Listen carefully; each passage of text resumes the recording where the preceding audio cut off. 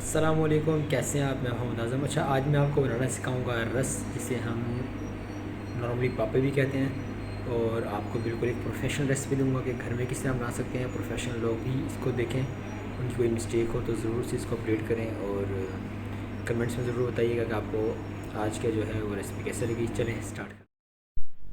सबसे पहले लेंगे हम पानी, और पानी के अंदर हम ऐड करेंगे शुगर। अच्छा, आपने ना एक चीज़ का ख्याल करना है सब लोगों ने। बेसिकली जो आपने पानी लेना है वो आपने वेट करके ही पूरा पूरा लेना है। पानी आपका कम नहीं होना चाहिए बिल्कुल भी। और जो पानी है ना वो बिल्कुल नॉर्मल रूम टेम्परेचर वाला होना चाहिए।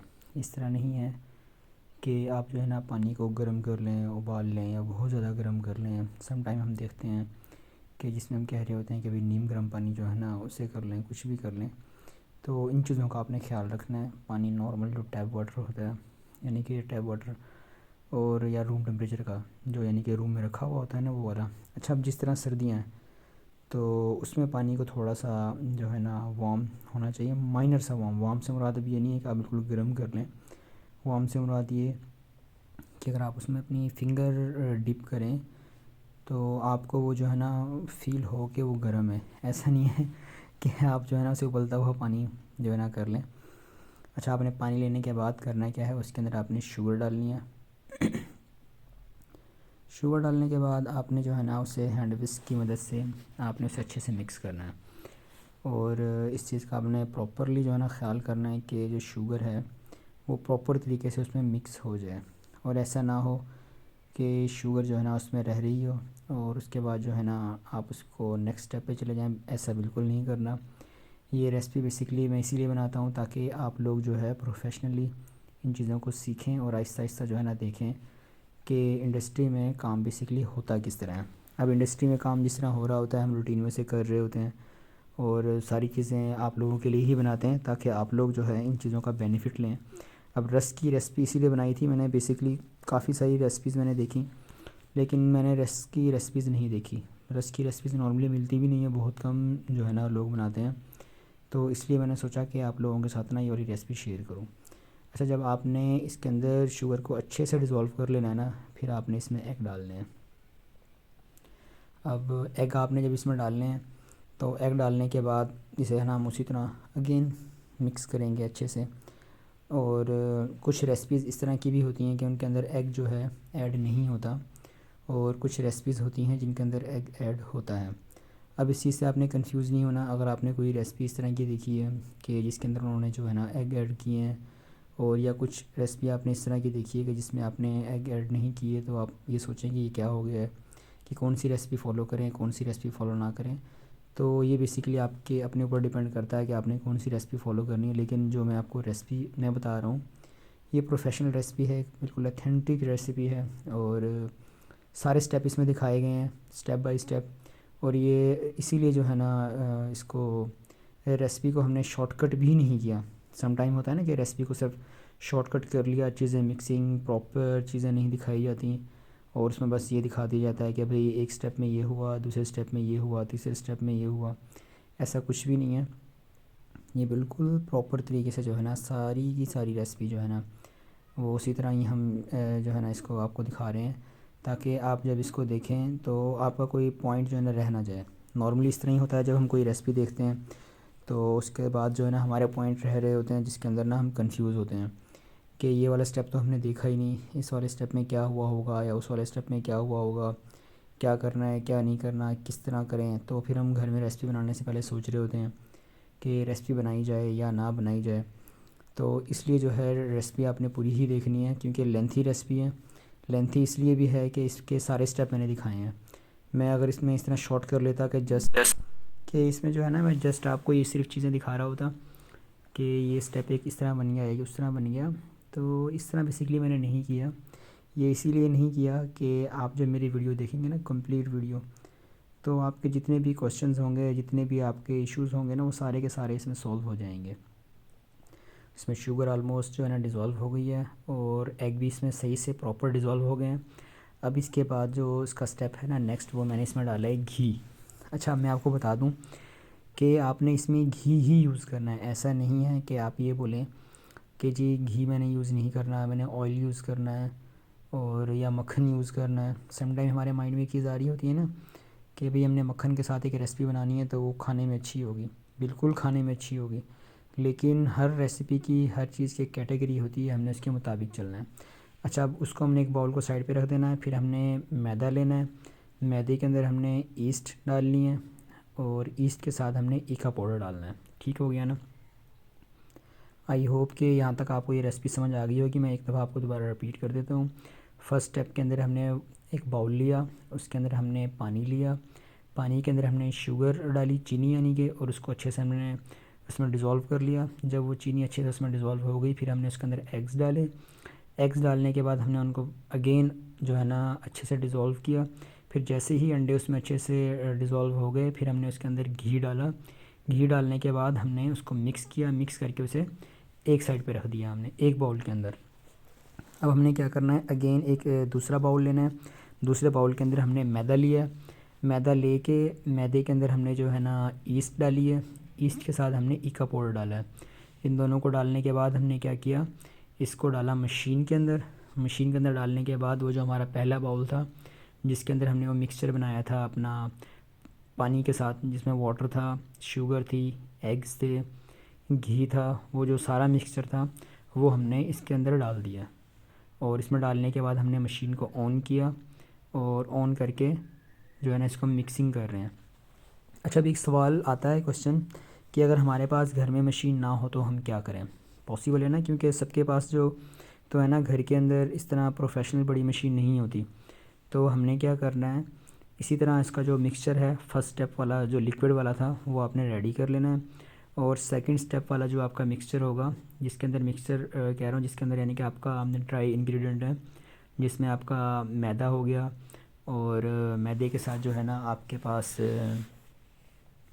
ईस्ट हो गया, ईका हो गया, वो आपने दोनों अलग अलग लेके, जिस तरह हम घर में आटा गूंथते हैं उसी तरह सेम आपने डो इसकी बनानी है। उसी तरह यानी कि चीज़ें आपके पास पहले मैयर हो चुकी होंगी, उन सबको आपने डालना है। डालने के बाद जब आप उनको मिक्स करेंगे अच्छे से, तो जिस तरह हम घर में आटा गूंथते हैं उसी तरह आपने इसको प्रॉपर गूंथना है। और ये थोड़ा टाइम ज़्यादा लेगा क्योंकि इसके अंदर जो है ना घी की क्वांटिटी है और शुगर भी है, अंडे भी हैं, तो उसकी वजह से जो है ये थोड़ा सा एक्स्ट्रा टाइम ज़्यादा लेगा। जिस तरह नॉर्मली हम घर में कोई आटा वगैरह गूंथते हैं वो चीज़ नहीं होगी कि आपके माइंड में चल रहा हो कि जिस तरह घर में हम आटा गूंथते हैं शायद ये भी जो है ना उसी तरह हो जाए। तो उसके बाद जब इसको हम अच्छे से गूंथते रहेंगे कंटिन्यू करके, तो ये क्या होगा, सही से हमारे पास घूमता जाएगा और आहिस्ता आहिस्ता ये उसी शेप में आना शुरू हो जाएगा। पहले थोड़ी सी इसकी रफ़ शेप होगी, रफ़ टेक्सचर होगा, तो आपको फ़ील होगा कि ये थोड़ा सा ख़राब तो नहीं हो गया कहीं, ऐसे नहीं होगा, ख़राब नहीं होगा। जैसे जैसे आपका टाइम थोड़ा सा ज़्यादा लगेगा, हाँ हाथ से जो है ना डो बनाने में आपका टाइम थोड़ा सा एक्स्ट्रा ज़रूर लगेगा। उस चीज़ के ऊपर आपने ज़रूर फोकस करना है। ऐसा नहीं है कि आप 2 मिनट बाद 3 मिनट बाद परेशान हो जाएं कि क्या हुआ। तो अच्छे से आपने इसको गूंदना है। ठीक हो गया? ठीक हो गया। जब इसको हम अच्छे से गूंद लेंगे, डो जब बिल्कुल रेडी हो जाएगी, फिर हम क्या करेंगे, इस पर हल्का सा ऑयल लगाएंगे। यानी कि ऑयल मिक्स नहीं करना इतना ज़्यादा, ये नहीं कि मिक्स करना है, ऑयल इसलिए लगाएंगे ताकि ये जो डो है इसको हम जो ना प्रूफिंग के लिए जब रखें तो बाउल के अंदर ये चिपके ना। फिर क्या करेंगे, हम इसको डो को रख के ऊपर से कवर कर देंगे, कवर करके इसे प्रूफिंग के लिए रख देंगे। फिर जब डो प्रॉपर प्रूफ हो जाएगी, प्रूफ होने के बाद डो को हम निकालेंगे। डो को निकालने के बाद फिर उसी तरह जो हमारे पास पैन होते हैं उसमें ग्रामेज के लिहाज से डिफरेंट जो है ना पैन के साइज़ होते हैं। हर पैन के मुताबिक उसका साइज़ कम या ज़्यादा हो सकता है। उस साइज़ के मुताबिक हमने जो है ना इसके हमने पेड़े बनाने हैं। यानी कि जिस तरह अभी यहाँ पर आप देख रहे हैं कि ये स्ट्रेट वाले हैं, जिसके हम स्लाइस वाले जो है ना हमने रस बनाने हैं, तो इस स्लाइस के लिहाज से ही हम इसके अंदर रखेंगे। और अगर गोल वाले बनाने होंगे वो गोल के लिहाज से रखेंगे।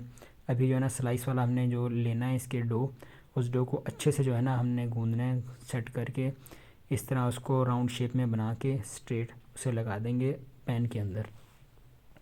अब ये आ गए हैं गोल वाले, जो हम गोल रस पापे खाते हैं। तो गोल वाले भी इसी तरह आपने लेने हैं। अच्छा, इसका कोई आइडिया से ही बनाना है, कोई ज़रूरी नहीं है कि आपने फ़िक्स वेट करना है। 60 ग्राम का कर सकते हैं आप बिल्कुल ईजीली।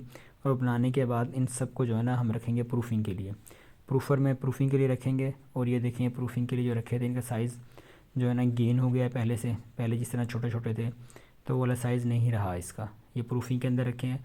और ये प्रूफिंग के अंदर तकरीबन आलमोस्ट जो है ये 1 आवर रहे हैं प्रूफिंग के अंदर। आज प्रूफिंग मशीन में से हमने इसे बाहर निकाला है और इनके ऊपर जो है ना अभी हमने वाटर शावर करना है और उसके साथ ही हमने इसके ऊपर जो है तिल वगैरह जो हैं वो लगाएंगे। अच्छा, अगर आपके पास अब आप सोच रहे होंगे जो ये प्रूफिंग मशीन का मैंने वर्ड यूज़ किया है कि प्रूफिंग मशीन क्या होती है। बेसिकली एक प्रोफेशनल मशीन होती है जिसके अंदर हम डो से रिलेटेड जो चीज़ें होती हैं उसके अंदर रख कर उसको जो है ना ऑन कर देते हैं, जिससे उसकी ह्यूमिडिटी ऑन हो जाती है।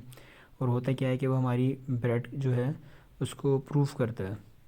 और जब ब्रेड प्रूफ होती है तो ये जो प्रोसीजर होता है प्रूफिंग का वो ज़रा फास्ट हो जाता है उससे, क्योंकि वो पैक होता है, उसके अंदर एक फ़िक्स टेम्परेचर होता है 32 का, 33 का या 60 का, जो भी हम टेम्परेचर लगाना चाहें।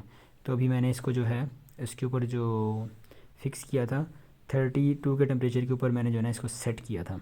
और साथ में ह्यूमिडिटी जो थी वो 60% ऑन की थी ताकि ये प्रॉपरली 1 आवर के अंदर ये सेट हो जाए। अब क्या हुआ, इसके ऊपर हल्का सा वाटर शावर किया, वाटर शावर करके इसके ऊपर जो है ये तिल लगा रहा हूँ मैं। अब ये हमारी मर्ज़ी होती है हम तिल लगाना चाहें ना लगाना चाहें, इट ऑल डिपेंड्स कि हमारी क्वालिटी क्या थी या हम क्या चीज़ देना चाह रहे हैं लोगों को। उसके हवाले से ये चीज़ें इस तरह चलती ही रहती हैं। कुछ बेकरियों पे तिल लगे होते हैं, कुछ पे नहीं लगे होते, तो इससे आपने परेशान नहीं होना कि भाई ये क्या हो गया। इस पर अच्छे से तिल लगाएंगे। तिल लगाने के बाद नेक्स्ट स्टेप जो होगा इसका बेकिंग का होगा, फिर हम उस स्टेप की तरफ जाएंगे। अच्छा, मैं रेसिपी आपको बता दूं कि रेसिपी जो है वीडियो के एंड में है, आपने रेसिपी देख लेनी है। ये मेथड इसीलिए थोड़ा सा लॉन्ग हो रहा है कि इसमें मैं पूरे स्टेप 1 बाय 1 करके आपको सारे दिखा रहा हूँ, सारे मेथड सब कुछ, ताकि आपको जो है ना एक दफ़ा सारी चीज़ें क्लियर हो जाएं। कोई भी ऐसी चीज़ जो है वो आपके माइंड में ना रह जाए या कोई डाउट ना रह जाए। अब हमने क्या किया कि इनको जो है ना उठाकर हमने फ्रिज उसमें फ्रिज बोल रहा हूँ वो नॉर्मली केक वगैरह बनाते हैं ना तो फ्रिज का वर्ड यूज़ हो गया, इसलिए इसको हम लगाएंगे ओवन के अंदर। और ये हमारे पास बड़ा ओवन है, प्रोफेशनल ओवन जिस तरह होते हैं बेकरियों के अंदर, जिसे हम झूले वाला ओवन भी कहते हैं। तो उसमें बनाएंगे क्योंकि घर में तो झूले वाला ओवन नहीं होता, तो घर में डेक ओवन में हम इसे बना सकते हैं। अगर किसी के पास डेक ओवन नहीं है तो गैस वाला ओवन होगा, उसमें जो है ना बना सकते हैं। कुकिंग रेंज वाला जो ओवन है उसमें भी बिल्कुल बना सकते हैं, लेकिन कुकिंग रेंज वाले ओवन में इसका टेम्परेचर जो है ना आपको 210 220 के राउंड अबाउट रखना पड़ेगा। और वो जो हमारे पास दूसरे आजकल OTG ओवन वगैरह मिल रहे हैं उनके अंदर आपको जो है ना तकरीबन 170 180 के राउंड अबाउट जो है ना आपको उसमें बेक करना पड़ेगा, ताकि जो है ना ये इजीली बेक हो जाए। अब ये क्योंकि हमने प्रोफेशनल बनाए हैं बेकरी के लिए, तो इसलिए जो है ना प्रोफेशनल ओवन के अंदर ही हम इसको बेसिकली बना रहे हैं। और ये बैच भी इसलिए ज़्यादा बड़ा है कि एक ही दफ़ा जो है ना सारी चीज़ें बन जाए, क्योंकि घर में हमें बनानी होती हैं छोटी चीज़ें, इसलिए रेसिपी भी बड़ी है। और रेसिपी को जो है ना मैंने मेजरमेंट करके सारा कुछ करके छोटी रेसिपी आपके साथ शेयर की है, जो कि वीडियो के लास्ट में मिल जाएगी आपको, ताकि जब आप घर में बनाएं तो वो आपके लिए ना बिल्कुल ईज़िली बन जाए और छोटी क्वांटिटी में बन जाए, कम क्वांटिटी के अंदर बन जाए। तो ओवन के अंदर हमने इसमें रखेंगे। रखने के बाद जो है ना ओवन को ऑन कर देंगे और ये हीट देख लें, ये बड़ा ओवन है बेसिकली, इसमें 171 पे हीट इसलिए रखी है कि ये ओवन का साइज़ बड़ा है और इसलिए इसके अंदर जो है ना बेकिंग का थोड़ा सा स्टाइल भी चेंज हो जाएगा। 171 का मतलब ये है कि जो हमारे पास घर में OTG ओवन होता है वो 171 पे सही पकाएगा, लेकिन किसी के पास कुकिंग रेंज है तो वो इसका टेम्परेचर ज़्यादा रखेगा। किसी के पास डेक ओवन है तो वो 200 के राउंड अबाउट में ही तकरीबन इसे बेक करेगा, जिस टेम्परेचर पे बेसिकली ब्रेड बेक करते हैं। अगर आपने घर में ब्रेड बनाई है या बर्गर बन वगैरह पहले बनाए हैं जिस टेम्परेचर के ऊपर, ये आपके लिए ज़रा इजी हो जाएगा समझने के लिए, तो आपने उस टेम्परेचर पे इनको जो है ना बेक करना है। अच्छा, एक चीज़ और कि इनके ऊपर आपने एग वॉश वगैरह नहीं करना। अगर आप इनके ऊपर एग वॉश करेंगे तो इनका कलर जो है ना एक्स्ट्रा गोल्डन हो जाएगा, इसलिए एग वॉश के बगैर ही हमने जो है ना इनको बेक किया। और ये आलमोस्ट बेक हो चुके हैं और इनका बेकिंग टाइम जो है 35 मिनट है। तो अच्छा, ये टाइम कम या ज़्यादा हो सकता है, जिस तरह मैंने आपको बताया ना पहले कि आपने जिस तरह ब्रेड वगैरह पकाई होगी आपके पास एक एक्सपीरियंस होगा अपने ओवन का, तो ये सेम उसी तरह ही आपने पकाना। अगर फ़र्स्ट टाइम पका रहे हैं तो 35 मिनट का टाइम लगेगा।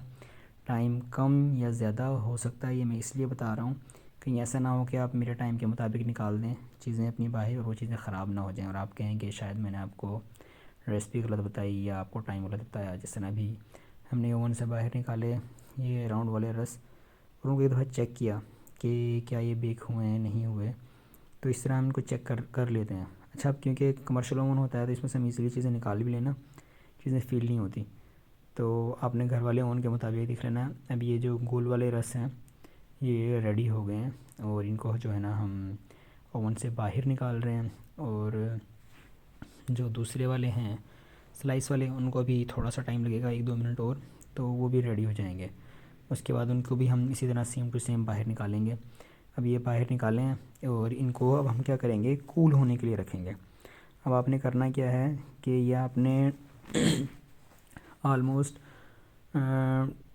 1 डे कूलिंग के लिए करना है। और ये हमने चेक किया है कि बिल्कुल परफेक्ट बेक हुआ है, up and down both side पे जो है ना कलर बिल्कुल ठीक आया हुआ है। और कमर्शियल लेवल पे बनाए हैं इसलिए ये ज़्यादा बने हुए हैं। जब ये कूल हो जाएंगे बिल्कुल प्रॉपर, जिस तरह ये देखें ये भी बेक हो गए हैं। और इसको भी हमने सेव कर लेना है इसी तरह, जिस तरह मैंने टच किया आपने देखा ज़रा सॉफ्टनेस है इसके अंदर, अभी फ्रेश है बिल्कुल। तो इसको प्रॉपर तरीके से जो है ना हमने कूल करना है और कोई भी चीज़ मिसिंग ना हो। अभी अंदर भी हैं और वाले, इनको भी निकाल रहे हैं, ये सारे निकाल के इनको सेव करेंगे। और जब ये प्रॉपर कूल हो जाएंगे तो स्लाइसर कटर जो मशीन होती है उससे इसके हम स्लाइस बनाएंगे इसी तरह सेम। स्लाइसर मशीन से इसलिए कटर को यूज़ करते हैं ताकि प्रॉपर तरीके से जो है ना इसके स्लाइसेस बन जाएं। अगर घर में स्लाइसर कटर नहीं भी होता कोई इशू नहीं है, बेसिकली कॉस्टली मशीन है। तो आप नाइफ़ के साथ नॉर्मल जिस तरह हम स्पंज वगैरह जिस तरह कटिंग करते हैं या दूसरी चीज़ें कटिंग करते हैं उससे आप बिल्कुल ईज़िली जो है इसे कटिंग कर सकते हैं। स्लाइसर से ये होता है कि क्योंकि बेकरी के अंदर वर्कलोड बहुत ज़्यादा होता है तो उस हवाले से फिर जो है ना वो यूज़ करना पड़ता है इसका slicer machine. Slicer machine use नहीं करेंगे तो फिर बहुत ज़्यादा टाइम वेस्ट हो जाएगा। तो ये देखिए कट होके इनको रख लिया हमने और ये आपको साइज़ वगैरह दिखा रहा हूँ, बिल्कुल परफेक्ट साइज़। अभी आपने इस तरह एक बेकिंग ट्रे लेनी है, उसके अंदर इनको सीक्वेंस से लगा देना है बिल्कुल ट्रे के अंदर। और ये ट्रे के अंदर जब हम सीक्वेंस से लगाएंगे तो आपने जितनी भी ट्रे बनेंगी इसकी, तो इन ट्रे को प्रॉपर तरीके से लगाएंगे। अच्छा, हमने एक चीज़ का ख्याल करना है, कोशिश करनी है एक दूसरे के ऊपर ना हो। ट्रे के अंदर जब हम इनको एडजस्ट करेंगे तो सिंगल बाय सिंगल जो चीज़ें हैं उसी तरह लगाएंगे एक एक करके। उसमें हमारी एक ट्रे यूज़ हो, 2 हो, 3 हो, 4 हो, वो हमने यूज़ करनी है प्रॉपर तरीके से। और यूज़ करने के बाद हम इनको बेक करेंगे। अब ये देखें ये सारे स्लाइसेस वगैरह इसके रेडी हो गए हैं। अब इनको हम क्या करेंगे, उसी तरह सेम वही प्रोसीजर रिपीट करेंगे पहले वाला कि अगेन इनको ओवन में रखेंगे। अच्छा, अब ये जो रस होते हैं इनको हम बेसिकली 2 दफ़ा बेक करते हैं। स्टेप फर्स्ट जो था वो बेकिंग का था जिसमें हमने डो वगैरह बनाई। और स्टेप सेकंड के अंदर आप देख रहे हैं कि हमने क्या किया, अगेन स्लाइस वगैरह करके दोबारा ओवन में रखा। जब पहली दफ़ा तो टेम्परेचर हमारा ज़्यादा था, अब टेम्परेचर बिल्कुल हल्का रखना है, यानी कितना टेम्परेचर के जस्ट ये ड्राई हो जाए, यानी कि 100 टेम्परेचर के राउंड अबाउट। और जो घरों में हमारे पास दूसरा ओवन होता है दूसरा, उसके अंदर 50-60 के अंदर करना है, 70 के अंदर कर सकते हैं। तो ये भी ड्राई हो रहे हैं। और होपफुली आपको जो है ना आज की वीडियो मेरी बहुत अच्छी लगी होगी। और इसमें कोई भी अगर आपके क्वेश्चंस वगैरह हों आपने मुझसे ज़रूर पूछने हैं। और वीडियो को आपने लाइक करना है, कमेंट्स करने हैं वीडियो के मुतालिक। और वीडियो को मैक्सिमम लोगों के साथ आपने शेयर करना है। शेयर इसलिए करना है ताकि सब तक ये रेसिपी पहुंच जाए और सब लोग इससे बेनिफिट लें। जैसे मैंने आपको बताया कम टेम्परेचर देखें 129 के टेम्परेचर पर है ओनली। तो इसी तरह जो है ना नेक्स्ट कोई भी रेसिपी आपको सीखनी हो मुझे कमेंट्स करके बताएं, मैं आपको रेसिपी जो है ना वो ज़रूर सिखाऊंगा। और ये वाले जो हैं रस ऑलमोस्ट डन हो चुके हैं, जस्ट हमने इनको ओवन से निकालना है, निकाल के कूल करेंगे, कूल करके पैकिंग करके और हमने इनको जो है ना डिस्प्ले के लिए रख देना है। आप चाहें तो इनके ऊपर कलर कम ज़्यादा कर सकते हैं, ये कलर कम या ज़्यादा जो भी होना है ये आपके अपने हैंड में, आप इसको कम भी कर सकते हैं ज़्यादा भी कर सकते हैं। जिस तरह भी ये लाइट येलो कलर है। तो होपफुली कि आपको रेसिपी पसंद आई होगी और वीडियो आपने पूरी देखी होगी, आपका कोई क्वेश्चन नहीं रह रहा होगा। लेकिन फिर भी अगर कोई क्वेश्चन होगा आप मुझे ज़रूर कीजिएगा, मैं आपको ज़रूर बताऊंगा। गोल वाले जो हैं रस उनका भी मैंने आपको बता दिया, स्लाइस वालों को भी बता दिया। और दुआओं में मुझे ज़रूर याद रखिएगा। नेक्स्ट वीडियो अगर आप चाहते हैं कोई मैं बनाऊँ मुझे कमेंट्स करके बताएं, मैं वो वाली वीडियो ज़रूर बनाऊँगा। वीडियो को अगेन कि ज़्यादा से ज़्यादा लोगों के साथ शेयर करें और कमेंट्स करें, मुझे ज़रूर बताइएगा, लाइक करें और चैनल को ज़रूर आपने सब्सक्राइब करना है। तब तक के लिए अल्लाह हाफ़िज़, अस्सलामु अलैकुम व रहमतुल्लाहि व बरकातुहू।